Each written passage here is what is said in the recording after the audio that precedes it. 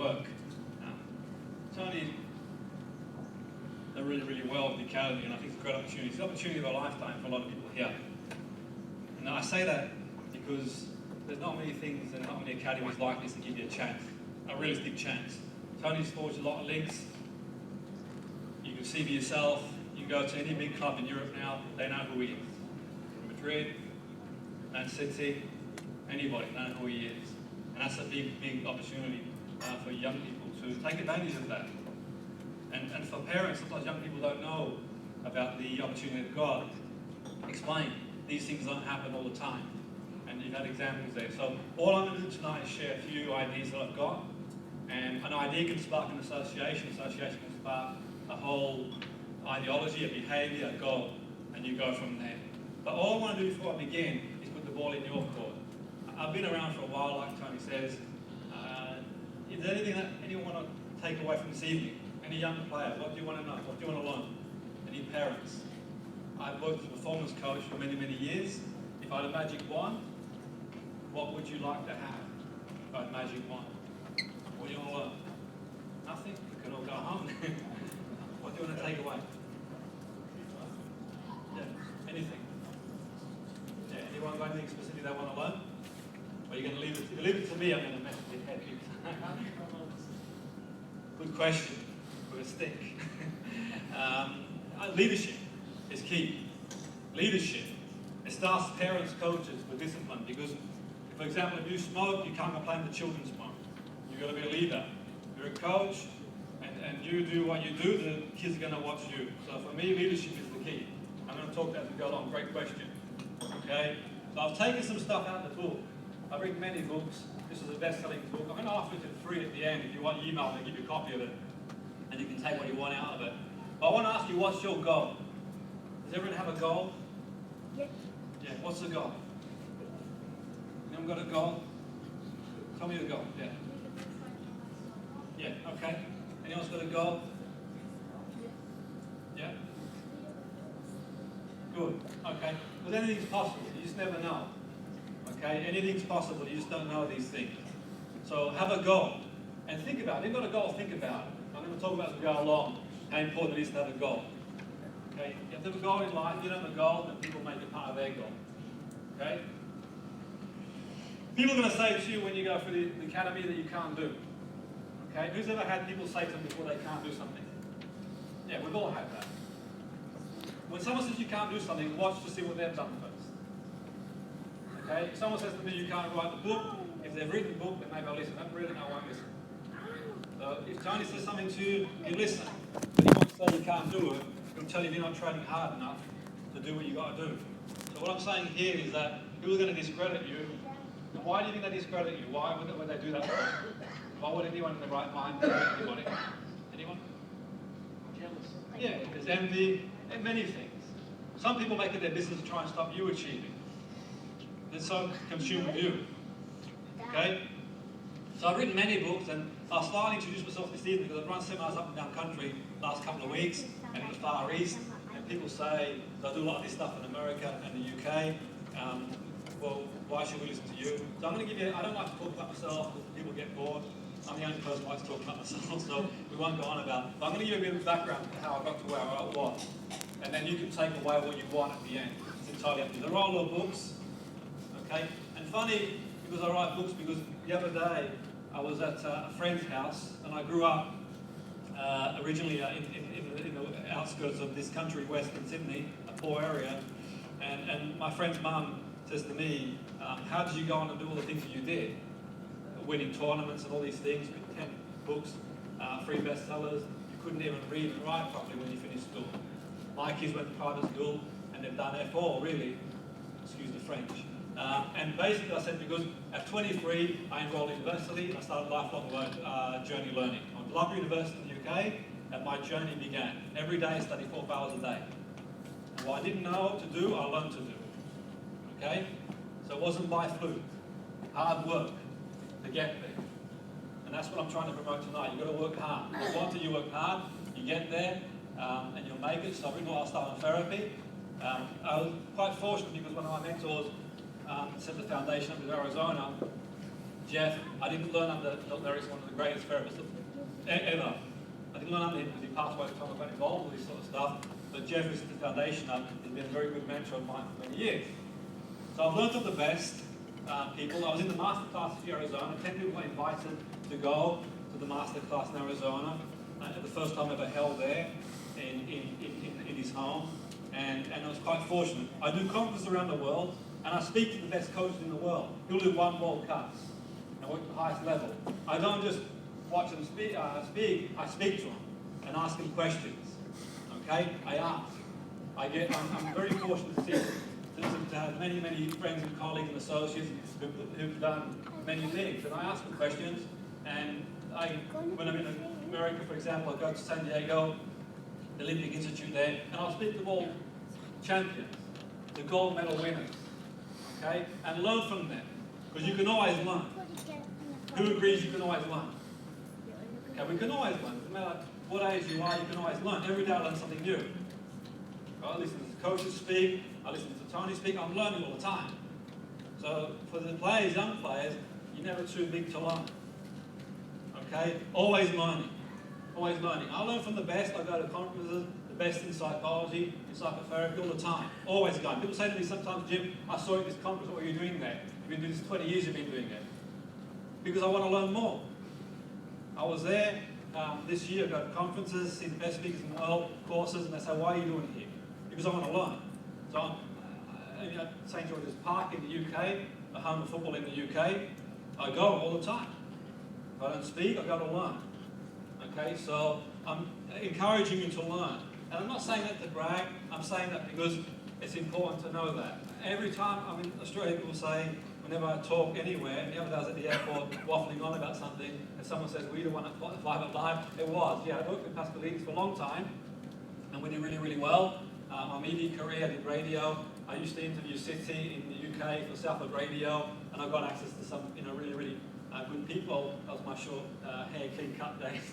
A lot's changed since then, so I've been here for a while, and I get to speak at big events, okay? So I'll talk about as we go along.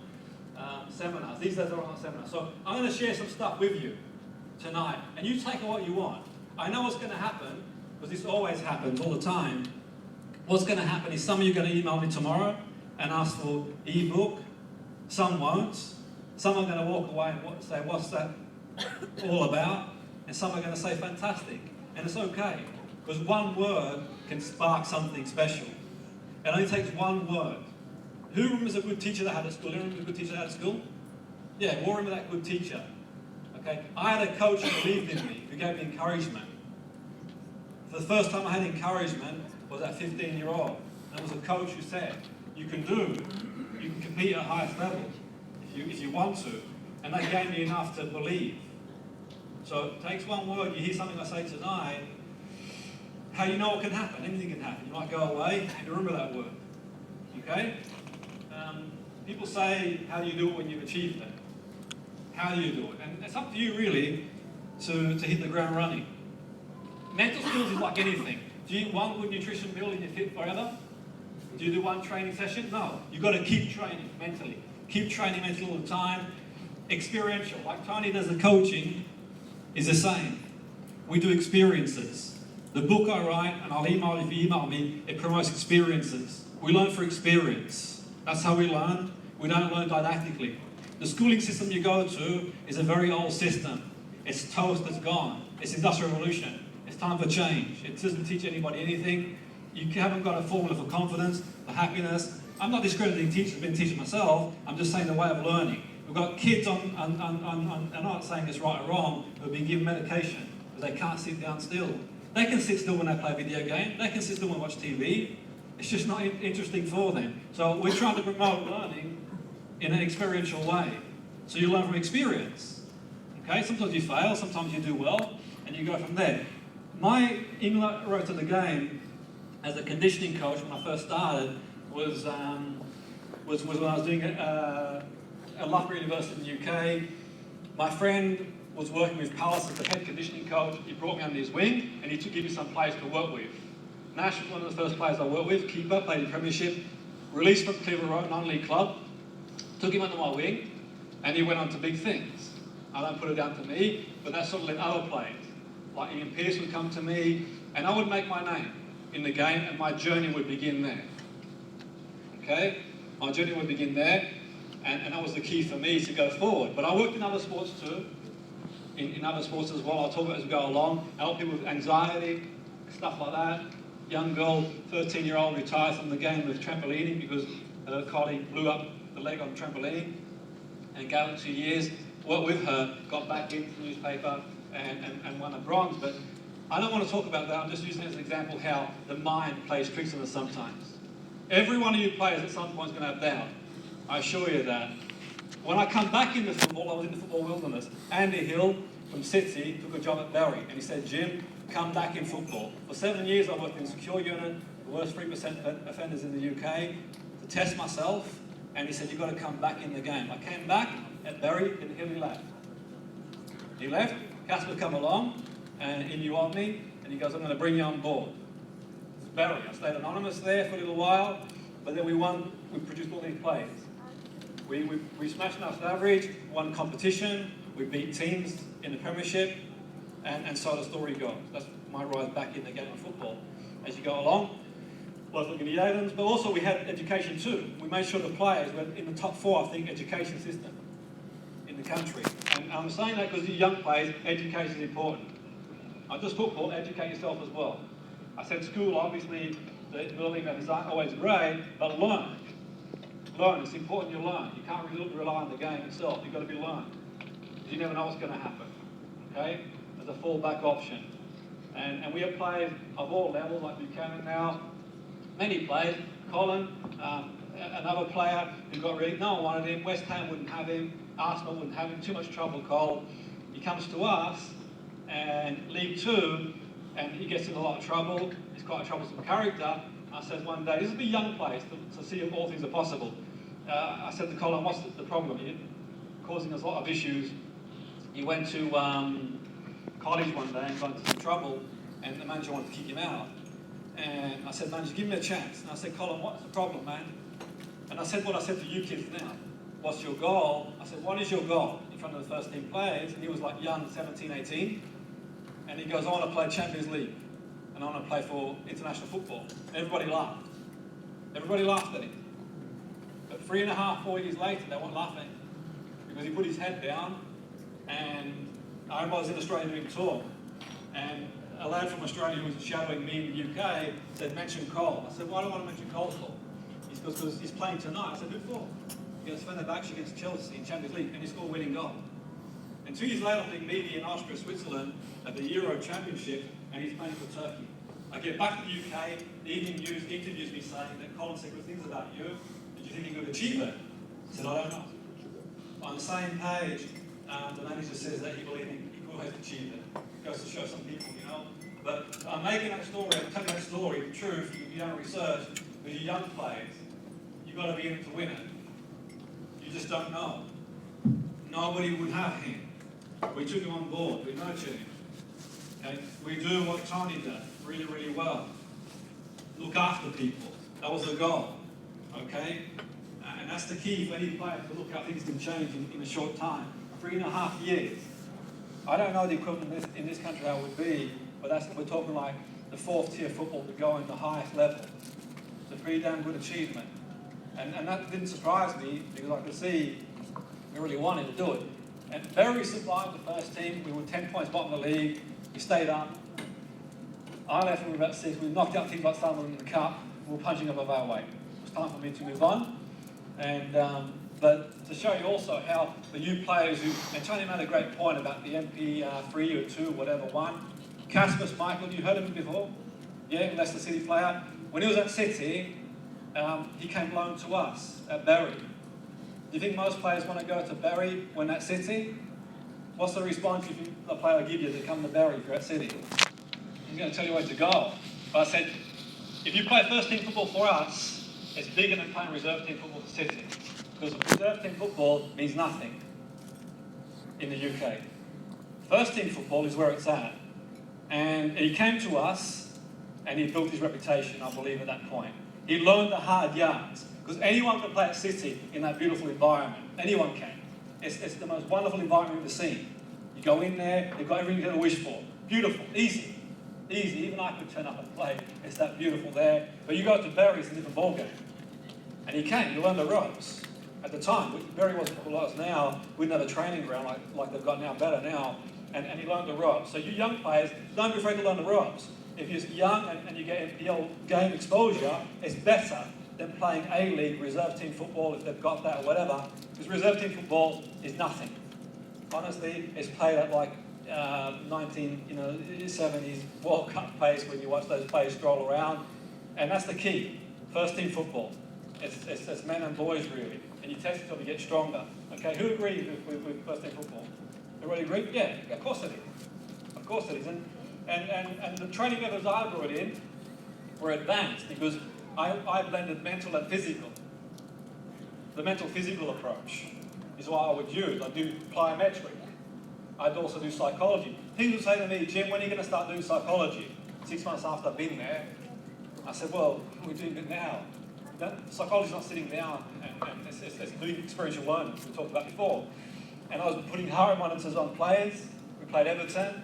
I'll tell you who it was, Everton, heart monitor. And we looked at players, and I want to know, I was fascinated, why are the players in League 2, when we play Everton, the heart rate a lot higher? Is it because they're better athletes in the Premier League? Is it because they're nervous? Maybe all of the above, I don't know. But it gave me some invaluable insights. I teamed up with sports science at university, and I'd study scientifically things, and go from there. And I realised that you've got to be an athlete as well now. So young players, you can't rely like you used to before, just being a footballer. You have to be an athlete too. Do you understand what I mean by that? Okay, I'm not saying you've got to be athlete predominantly, but you have to have athleticism. If you don't have that, you think you'll go far in the game?